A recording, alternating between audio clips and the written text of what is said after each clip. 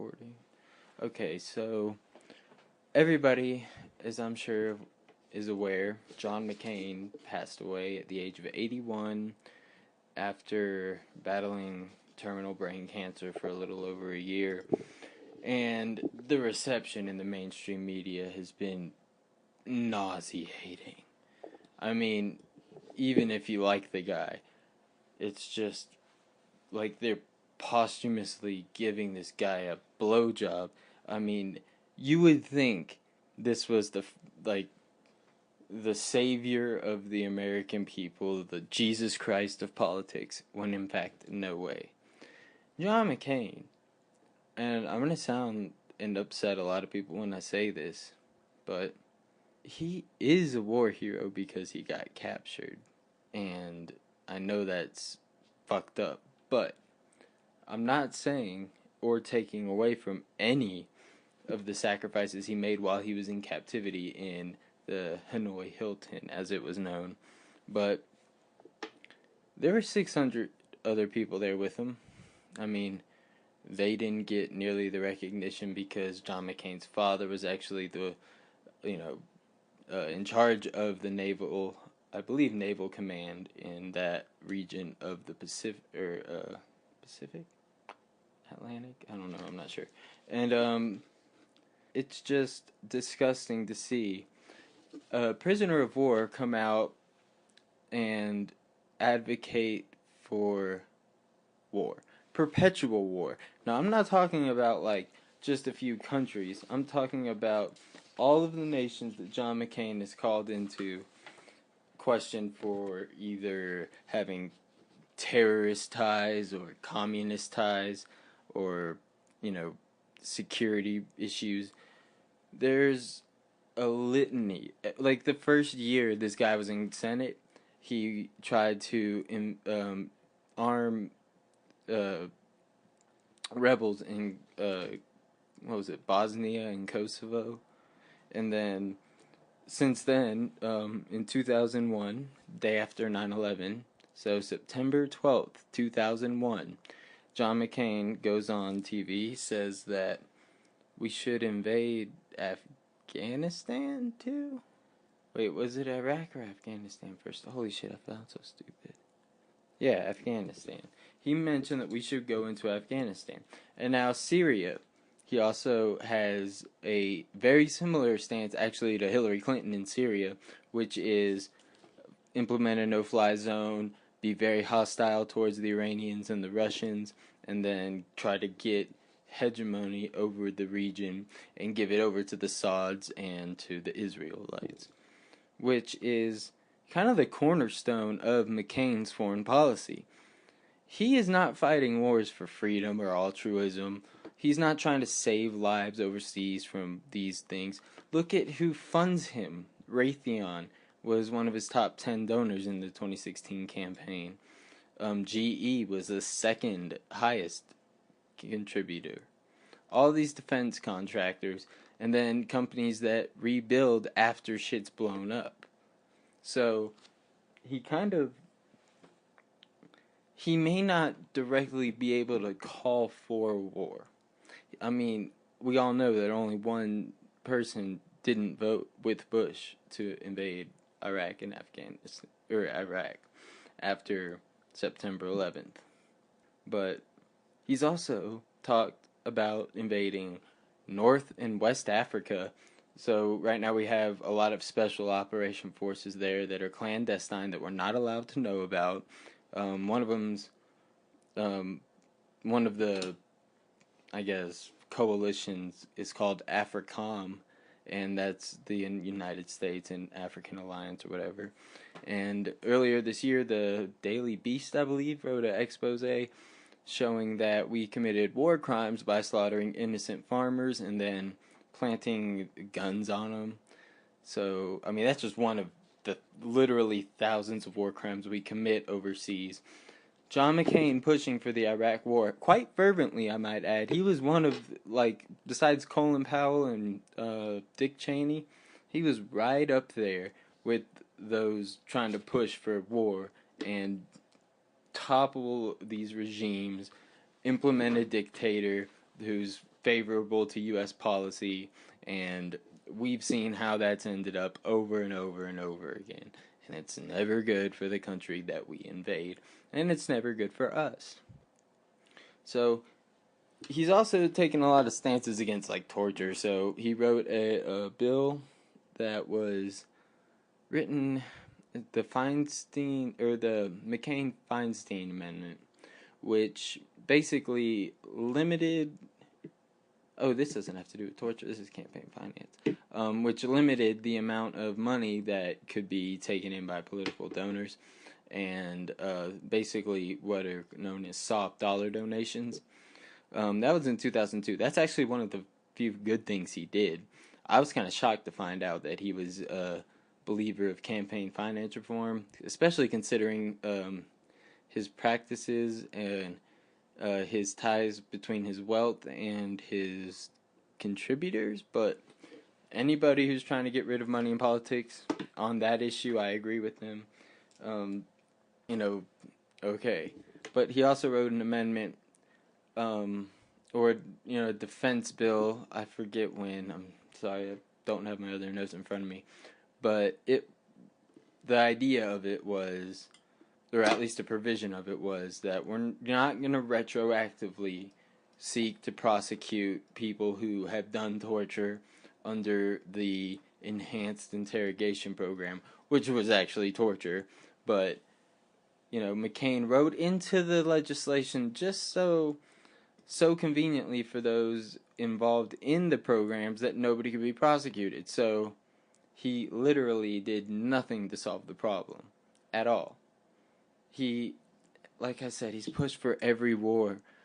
Hundreds of thousands of people have died, not directly from John McCain, but from his Warhawk point of view, from his constant rhetoric supporting intervention in almost any state imaginable.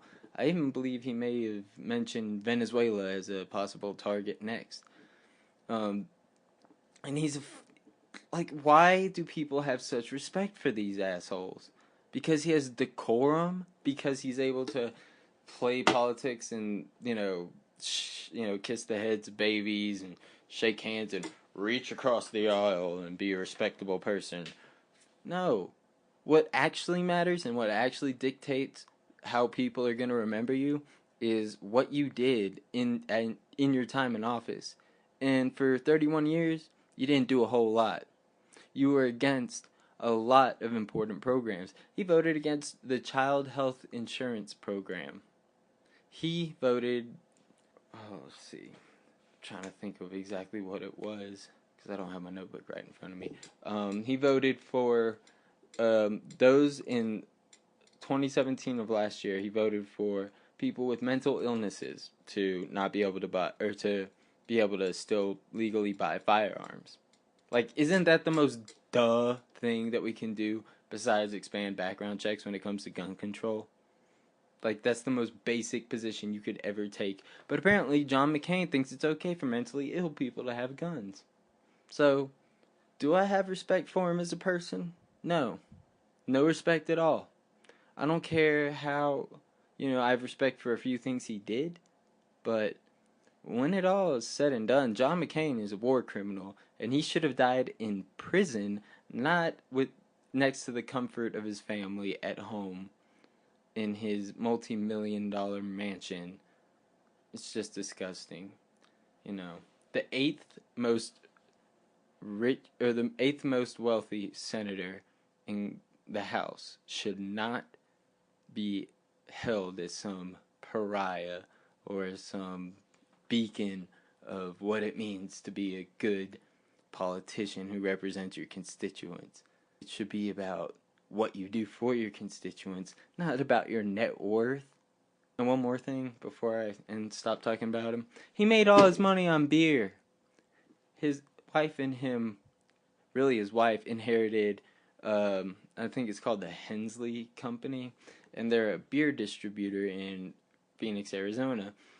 One of the largest in the Southwest. The company has an estimated revenue of $327 million, and some websites I've looked at say that Cindy McCain owns about 60% of those shares.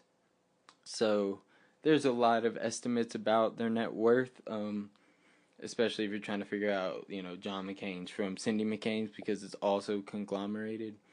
But here's one way I can prove John McCain is crooked. So he has his own foundation, much like the Hillary Clinton Foundation, except the outcome is to save trafficked children from sexual exploitation. I actually made one of my first videos on Ashton Kutcher addressing this issue in front of Congress, which I fully support. But John McCain received a $100 million donation from the Saudi government. And that money didn't go, not 1 cent, went to help fight child trafficking. It went to the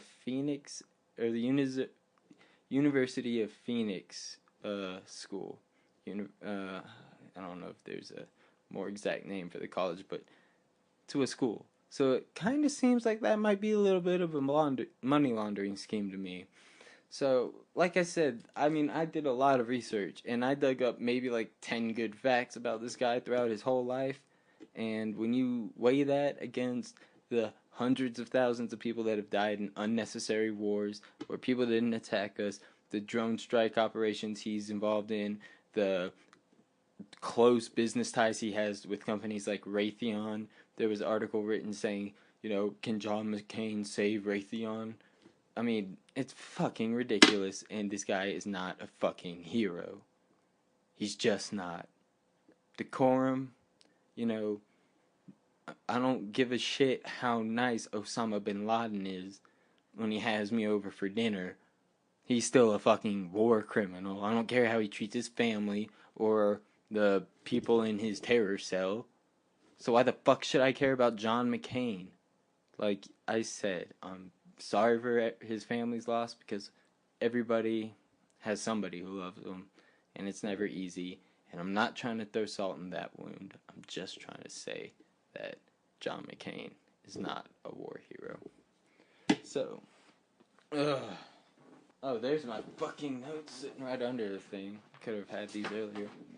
But I guess I'll move on to the next story. So, give me like a minute intermission. I know nobody's watching this shit this late at night anyways.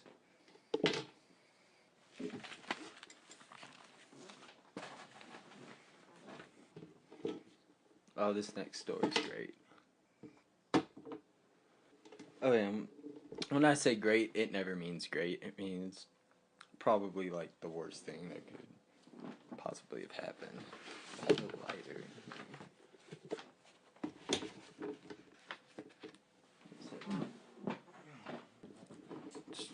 This next story, you'll understand why. Oops.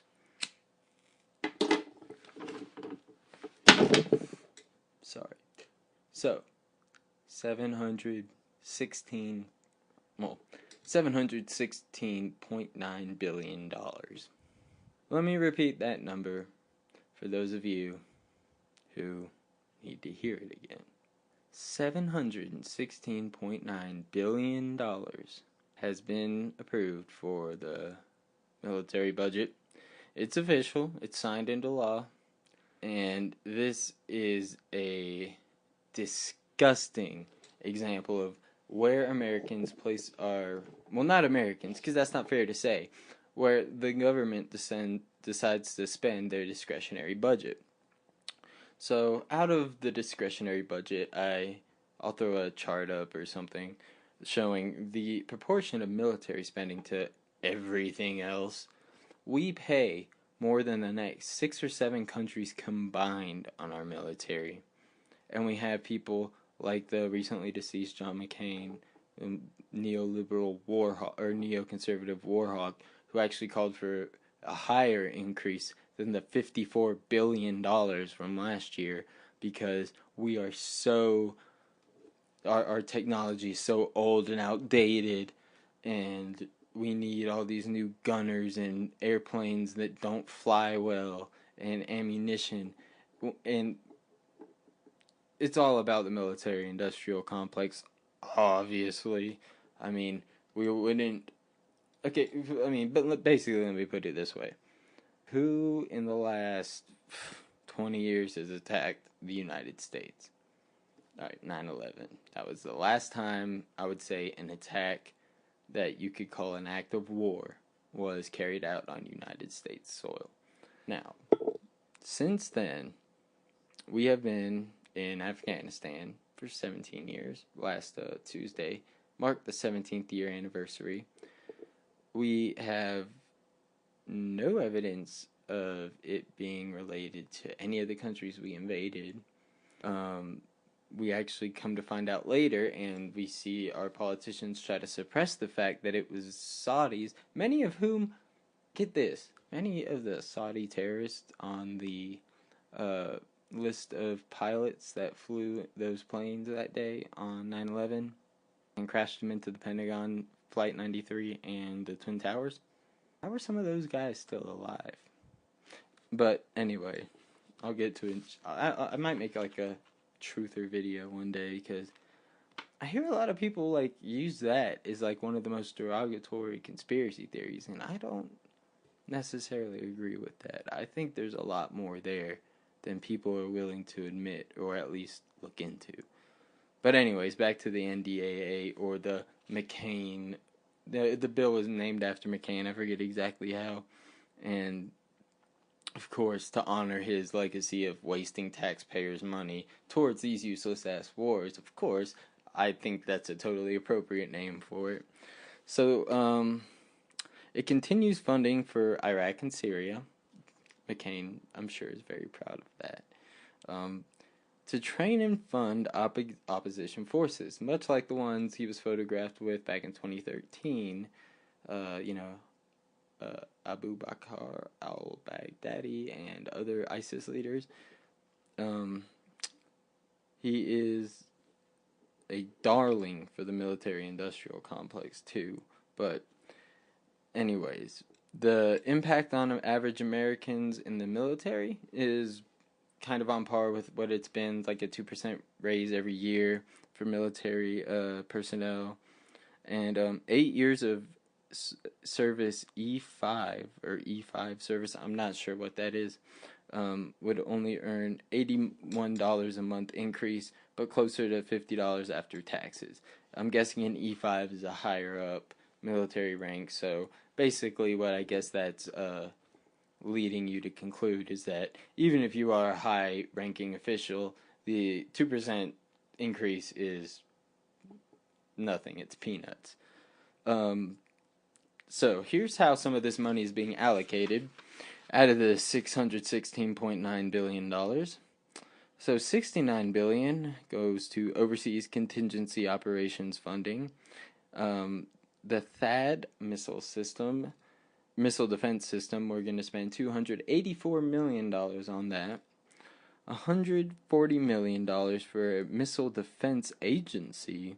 So if you're taking missile defense system and missile defense agency and putting those two numbers together, you're getting about $106 million. $306 million just in that alone. Okay, one of my favorites, $6 billion to a space force that Trump proposed. $7.6 billion to 77 Lockheed Martin F-35 jets. $21.9 billion to nuclear weapons programs under the Department of Energy. $85 million for the UH-60M Black Hawk utility helicopters, and full funding for new long-range B-21 bombers, and also Ford-class aircraft carriers and Columbia-class ballistic submarines. And then another $1.56 billion for 3 lateral combat ships. So we're getting an additional 13 ships to our naval fleet. The Navy only requested 1, so you could say that's a little frivolous spending based on the fact that we're just literally giving away unnecessary and unasked for things to the military. So socialism all day, okay for the military, We can use taxpayer money however the fuck we want because, you know, we need more ships in the Black China Sea and off the coast of China and, you know, near all of our Middle Eastern allies' ports and to patrol the rest of the world and to make sure China doesn't, you know, like I said with the South China Sea, claim territory by like island building and all kinds of nutty shit. But the Navy requested one, and they're like, no, that's not enough, Navy. You don't know what you're talking about. We do. So you're getting 13. Wonder how many scholarships that could have funded, or how many families that could have used like some assistance or healthcare bills to be paid for. I wonder how many families that would have that money could have helped. I'm getting conflicting information here on my own notes. So I wrote here it's $100 billion increase from last year. So it's either 50 or 100 billion. Regardless, that's an insane amount of money increased.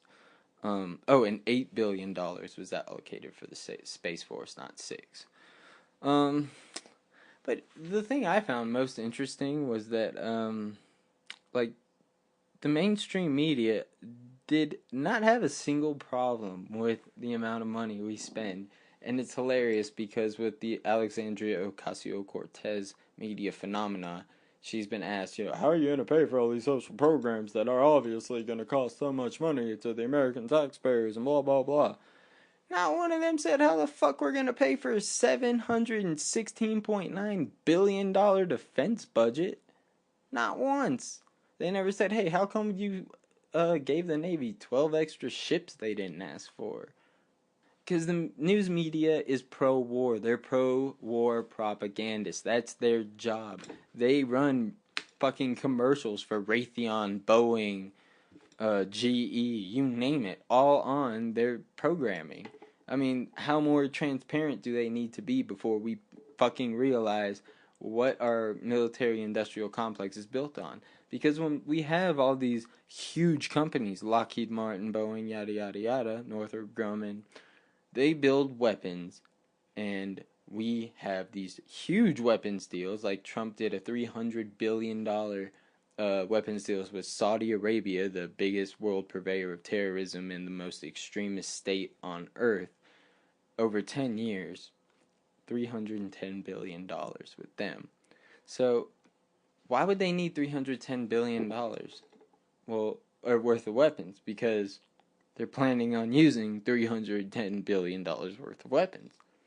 But when you don't have any enemies, it's kind of hard to use those weapons. So, I mean, you can run a lot of military drills, but, you know, not with, like, the live ammunition.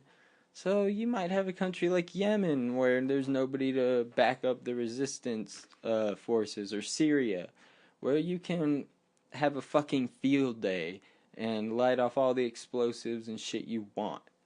And, you know, level houses and community infrastructures and buildings and hospitals and fucking school buses. There were almost 50 kids killed on a school bus, a direct hit in Yemen from a Saudi missile that was manufactured in the United States of America. So, whenever you hear somebody say Iran is the biggest state sponsor of terror in the world, tell them to fact check or, you know, introduce them to Google, because that's certainly not true. All the Syrian, you know, chemical weapons attacks that supposedly occurred by Assad's forces can all be traced back to America. So it's a cyclical process because the war machine has to keep turning to turn a profit. And it's only going to go up. John McCain, I know I'm talking a lot about him because I researched so much about him like the last 2 days, but he wrote legislation saying you cannot decrease the amount of money from the year previous for military spending. So in essence, if I was elected president and I was like, okay, we're not spending this much money on the military, I mean, I'm sure there's ways I could get rid of that rule, but essentially it would hold me down to that limitation, and I would not be able to. I lost my train of thought. Oh well. Like I said, it's a late night podcast, but it's insane to me that we can let people get away with this. And I think the only logical option is to get out of the Middle East, stop this military spending, stop paying for over 800 military bases around the world. Just fucking stop. So, moving on to a more depressing story, if that's fucking even possible. And this is another one I'm sure everybody's heard about. It's the Catholic Church sex scandal in Pennsylvania. So in Pennsylvania, there was a 50-year investigation into alleged misconduct by church officials in the state. Now, the grand jury that released this report only covered 6 of the 8 districts in the state. So keep that in mind when I give you some of these facts. So this is a story from do I really not have the source on here? I'll link the source in the description. But the Vatican Thursday broke its silence on the Pennsylvania grand jury findings, calling the report criminal and morally reprehensible, which is actually the first time the church has ever come out and blatantly said that, hey, fucking kids is wrong. So, congratulations, Catholic Church. Real proud of you. The report found that over 300 priests and bishops of the Catholic Church systematically sexually abused over 1,000 children and proceeded to engage in a wide-ranging sexual cover-up operation to protect these predators. Pope Francis has not made a public statement regarding the report since it was released. However, the condemnation of the actions taken by the members of the church by calling their acts criminal and morally reprehensible. So, of the hundreds of priests and bishops implicated in these heinous acts, only 2 are able to be prosecuted for their crimes due to the statute of limitations for sexual assault. So, there are some lawmakers in D.C. that are trying to actually get rid of that rule, because I think there shouldn't be a statute of limitation on murder or any sex crimes, period. Maybe public urination. I don't know. Obviously, there's nuance everywhere, but yeah, if you fuck little kids, you don't get to, as an organization, just shh. We're not gonna tell anybody, okay? We're gonna keep this on the down low, so nobody will find out. 300 priests in only 6 districts molested over 1,000 kids. That's absolutely insane. So let's see, 300 kids, 1,000 priests. That's like, and that's of reported cases. There's believed to be way more. Obviously, a lot of people don't come forward because of the shame and the guilt associated with sexual molestation or assault. But okay, well, let's just say the number's 500 to make the math easier. And we'll say, because it's 6 out of the 8 districts, we'll bump the number up of priests to, from 300 to 900. Okay. So you have 1,500, or 900 priests, and, 900... Holy shit, my math sucks. Yeah, 300 priests and 1,500 victims. Or 1,000 victims, so if we multiply each of those... So we'll assume with the other 2 districts, in total, there were somewhere around 500 priests that molested kids. And then we'll say, since there were, 6 districts that had 1,000 kids, 10 divided by 6, oh shit, I can't do that math. I might have to just delete this segment.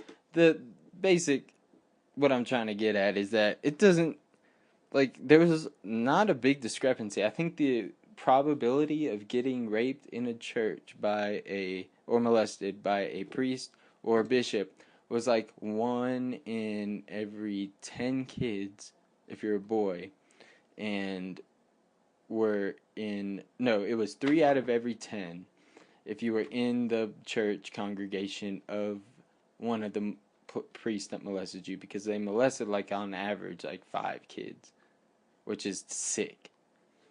And so if you can just imagine how many more kids in America, because this is just Pennsylvania, I mean, easily 100,000 kids have been, easily 100,000 have been molested by Catholic Church officials.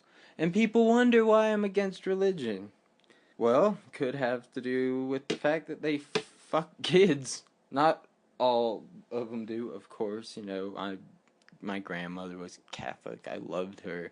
She was not a hateful person at all. She's one of my biggest heroes in life, but, you know, she didn't realize how big of a cult she was in.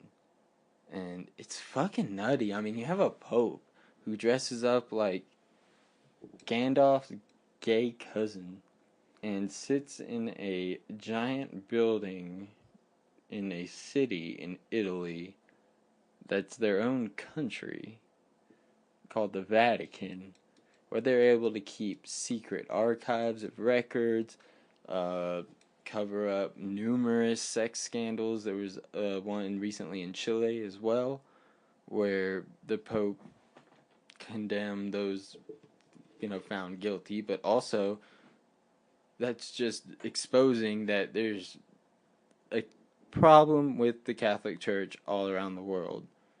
And it's not obviously all around the world. Some places where it does exist, like North and South America predominantly, and Europe, you're going to find a lot more of these cases.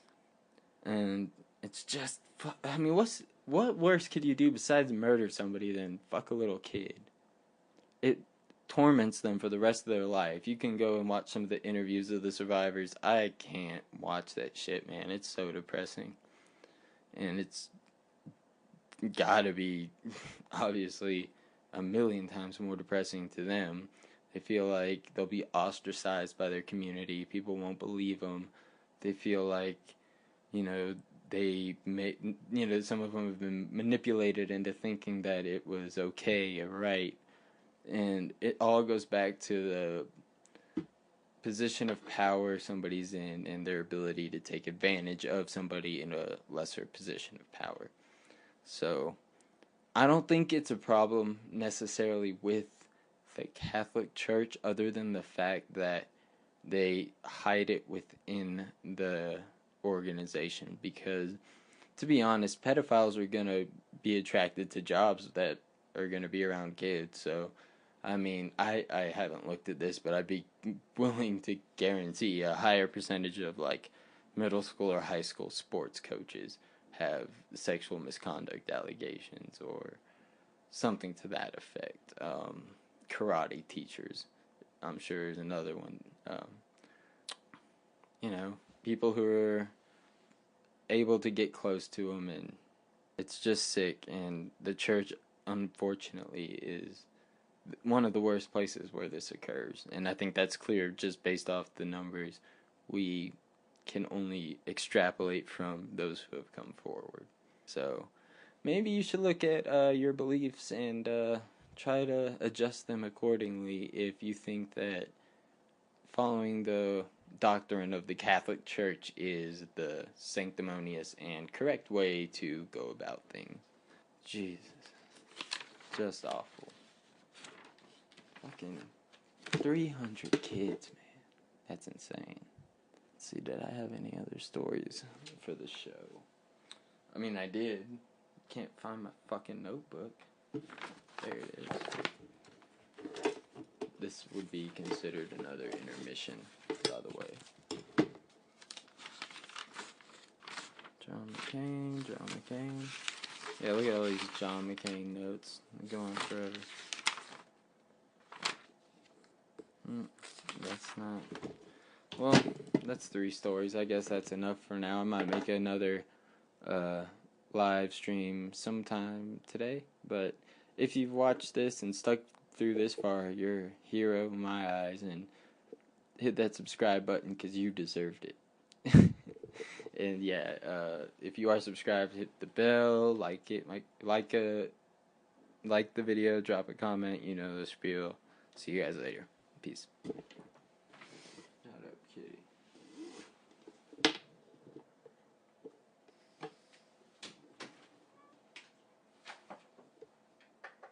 81 was like a rare form of war, and I have been disgusted by the shit I've seen on the mainstream media. Everyone needs to see it. Just giving this guy a posthumous blowjob. I mean, it's disgusting because he was not a great man. And here are the things they'll tell you. Oh, well, he was a respectable man that could work across the aisle.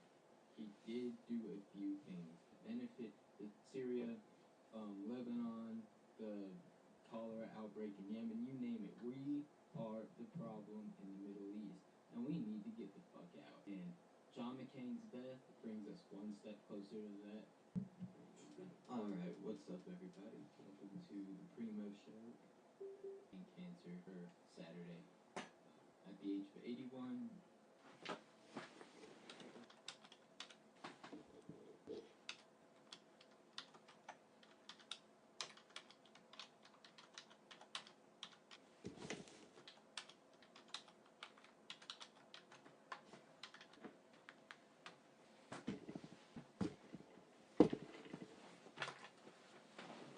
Oh, nope, that's no good. It's really only shooting in 4x3. That's fucked up. Guess this is a test, correct?